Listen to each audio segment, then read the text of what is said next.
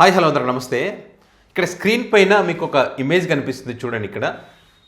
ఇక్కడ జగన్మోహన్ రెడ్డి గారు ముఖ్యమంత్రిగా ఉన్నప్పుడు తెలుగు కళామ తల్లి ముద్దు బిడ్డలు, తెలుగు సినీ పరిశ్రమకు సంబంధించి మరి సినిమా థియేటర్ల వాటికి సంబంధించి టికెట్ల రేట్లకు సంబంధించి ఇండస్ట్రీ డెవలప్మెంట్కి సంబంధించి మాట్లాడడానికని జగన్ గారి దగ్గరికి వెళ్ళినటువంటి సందర్భంలో ఇది అప్పుడు మనకు వచ్చినటువంటి ఫోటో. ఇక్కడ డి సురేష్ గారు, ఇక్కడ చిరంజీవి గారు, నాగార్జున గారు, ఇక్కడ ప్రొడ్యూసర్స్ దిల్ రాజు గారు, వీళ్ళంతా ఇక్కడ కళ్యాణ్ గారు ప్రొడ్యూసర్. సో వీళ్ళంతా జగన్ గారి ముందు ఎట్లా కూర్చున్నారో ఒక్కసారి చూడండి.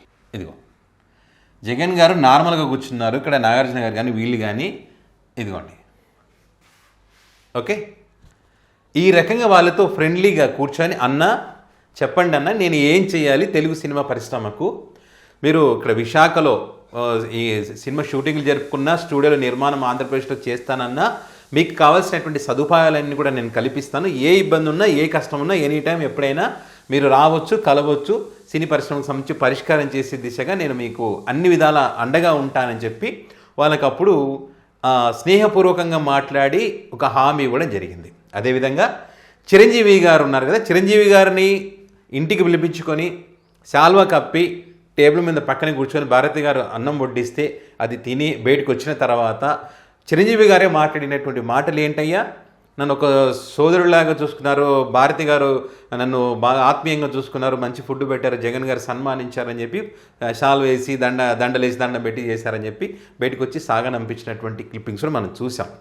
అయితే మరి పవన్ కళ్యాణ్ గారు కానీ మరి కొంతమంది కానీ ఏం కామెంట్ చేస్తారు, జగన్మోహన్ రెడ్డికి ఇంత అహంకారమా, జగన్మోహన్ రెడ్డి కోసం వీళ్ళంతా 10 నిమిషాలు వెయిట్ చేయాలా, ఏం కారు లోపలికి కూర్చుని దగ్గరికి కారు పోదా, బయట గేట్ దగ్గర కారు ఆపి నడుచుకుంటూ పోవాలా, అంత వెయిట్ చేపిస్తాడు, వంగి వంగి దండాలు పెట్టాలా, తెలుగు కళామ తల్లి ముద్దు బిడ్డలు జగన్మోహన్ రెడ్డి దగ్గర వంగి వంగి దండాలు పెట్టాలా, జగన్ నువ్వెవడివి మా సినీ పరిశ్రమకు సంబంధించిన అడగడానికి ఎవడివి, టికెట్ల రేట్లు పెంచడానికి నువ్వు ఇన్వాల్వ్ కావడానికి నువ్వు ఇవ్వడివి అని చెప్పి పవన్ కళ్యాణ్ గారు ప్రతి ఈవెంట్లో గొంతు చించుకొని జుట్టు పైకి లేపి మెడల మీద చేతులు రుద్దుతూ ఇష్టం వచ్చినట్టుగా మాట్లాడాడు. భ్రష్టు పట్టించారు. అసలు జగన్మోహన్ రెడ్డికి అహంకారం ఉంది, వీళ్ళని అవమానించాడు, ఇది సాంప్రదాయం కాదని చెప్పి పెద్ద ఎత్తున పవన్ కళ్యాణ్ మాట్లాడడం, వాళ్ళ అభిమానులు మాట్లాడడం, పెద్ద ఎత్తున పోస్టులు పెట్టడం, డిబేట్లు పెట్టడం, వారాలు డిబేట్ పెట్టి నడిపించారు. అంత మర్యాద చేస్తే ఇప్పుడు బాగుంది, ఇప్పుడు సమ్మగా ఉంది వీళ్ళకి. ఒక్కసారి చూడండి, ఇప్పుడు చూడండి. ఇక్కడ రేవంత్ రెడ్డి గారు తన నివాసంలో బయట, ఇక్కడ జగన్ గారి ఇంట్లో లోపల, ఇక్కడ బయట కూర్చోబెట్టి సింహాసనం లాంటి కుర్చీ మీద కాలు వేసుకొని రేవంత్ రెడ్డి గారు మాట్లాడుతుంటే ఇక్కడ దిల్ రాజు గారు చూడండి, వీళ్ళు చూడండి అందరు చేతులు కట్టుకొని నిలబడ్డారు. ఇట్లా దీన్ని వంగి దండాలు పెట్టడం అంటారు. 2 గంటలు వెయిట్ చేయించాడంట, 2 గంటలు వీళ్ళందరినీ. ఇది బాగుందేమో, ఇట్లా ట్రీట్మెంట్ ఇవ్వాలి. దీని గురించి మన పవన్ కళ్యాణ్ గారు అస్సలు మాట్లాడరు. ఎందుకో మరి అంత భయం. జగన్ గారు ముఖ్యమంత్రిగా ఉండి మర్యాదలు చేస్తేనేమో మనం తిడతాం, నోటికి ఎంత వస్తుంటే తిడతాం, భ్రష్టు పట్టిస్తాం, అహంకారం అని చెప్పి మాట్లాడతాం, రాజారెడ్డి రాజ్యాంగం అమలు చేస్తున్నాడని చెప్తాం. ఇక్కడ అవమానం జరుగుతుంటే మాత్రం మాట్లాడడం. మరి ఇప్పుడు తెలుగు కళామ తల్లి ముద్దు బిడ్డలు కాదా, ఇప్పుడు నీకేం అవసరం ఉందని చెప్పి మీరు క్వశ్చన్ చేయొచ్చు కదా, ఎందుకు చేయడం లేదు? రేవంత్ రెడ్డి గారి సినీ ప్రముఖులు వస్తే మీరు కాలు మీద కాలు వేసుకొని మాట్లాడతారా, దీన్ని ఏమంటారు, అహంకారం అనక అని చెప్పి ఎందుకని అడగట్లేదు? మనకు అంత ధైర్యం లేదు, మనం అడగం. జగన్ ఉంటే మాత్రం అడుగుతాం. కాలు మీద కాలు వేసుకోకపోయినా, రెస్పెక్ట్ ఇచ్చినా, శాలువ కప్పినా, దండేసినా, దండం పెట్టినా, అన్నం పెట్టినా అయినా మనం తిడతాం, నోటికి ఎంత వస్తుందో బూతులు తిడతాం. ఎంత విచిత్రమో చూడండి. అప్పుడు వీళ్ళ మాటల ద్వారా ప్రజలని నమ్మించడం విశ్వ ప్రయత్నం చేశారు. జగన్ అహంకారి, అవమానించాడు, చిరంజీవికి అవమానం జరిగిందని రకరకాలుగా చెప్పే ప్రయత్నం చేశారు. కానీ వాస్తవం ఏంటి ఇప్పుడు కనపడుతుందా? ఇప్పుడు వీళ్ళకి తత్వం బోధపడింది. అరే నాయన, జగన్మోహన్ రెడ్డి మేలు కదరా బాబు, కనీసం 10 నిమిషాల టైం పట్టింది. ఒక ముఖ్యమంత్రి చాలా బిజీగా ఉంటాడబ్బా, 10 నిమిషాలు ఆలస్యం అయితేనే ఇన్ని మాట అంటే కారు ఇట్లా లోపలికి కుర్చీ వీడికి వస్తుందా కారు, ఎక్కడి దాకా పోతుందా కారు?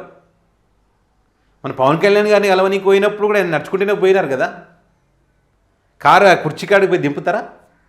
మరి ఇక్కడ ఏం చేశారయ్యా, బయట కూర్చోబెట్టారు, 2 గంటల ఆలస్యం.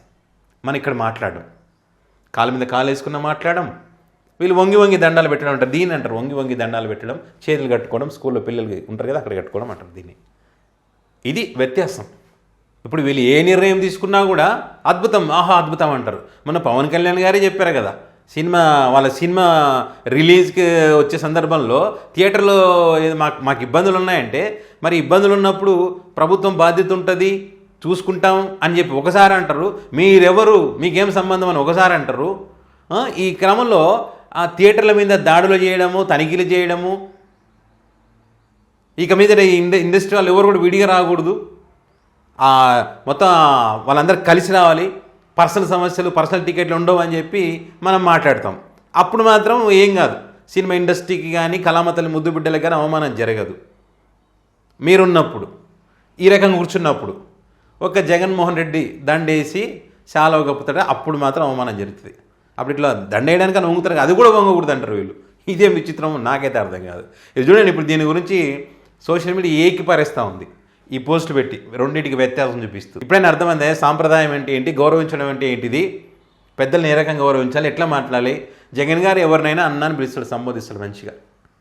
మరి ఇక్కడ ఏం జరిగిందో కూడా మనం చూస్తా ఉన్నాం. రేవంత్ రెడ్డి గారు తెలుగు సినిమా ఇండస్ట్రీకి సంబంధించి, మరి నిర్మాతలకు సంబంధించి ఏ రకంగా ఏం జరుగుతుందో, ఎన్ని అవమానాలు పెడతా ఉన్నారో, ఒకనొక స్టేజ్లో సినీ పరిశ్రమ నాశనం అయిపోతుంది అనేటువంటి ఒక పెద్ద చర్చ కూడా జరిగింది.